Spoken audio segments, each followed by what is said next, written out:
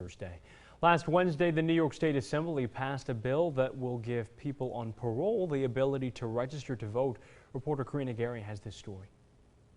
Parole reform is the new objective for the New York State Legislature.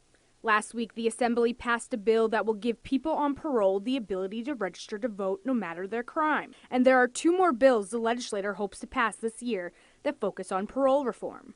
But there are also members of the legislature that are not in favor of these bills. Assemblywoman Mary Ann Buttinshaw believes people should complete their sentence, which includes parole, and that their crime should be taken into account as well. So if we are concerned with what the parole board is doing at this point, then that's where we should be having our discussions. We should not be having discussions in regards to an attempt to manipulate the system and have individuals leave at an earlier time. A huge basis for this reform is the disproportionate number of people of color who make up about 70% of those under community supervision.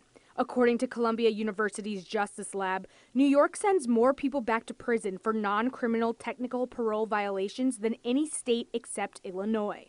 Additionally, people of color are significantly more likely than white people to be under supervision, to be jailed pending a violation hearing, and to be incarcerated in New York State prisons for a parole violation. Because of this, members of the legislature hope to pass additional bills that focus on parole reform.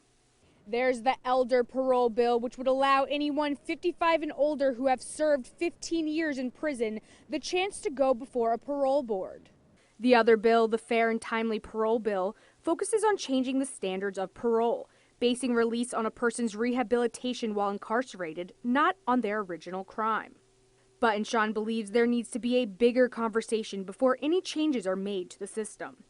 So again, we need to take time to look at what we have in place right now to determine if there should be modifications, but be sure that the victims' families at the table, be sure that we bring defense attorneys, the district attorney, law enforcement, and activists to come and sit at the table to determine what is best for society as a whole. Reporting from Utica, I'm Karina Gary, Eyewitness News. The Oneida County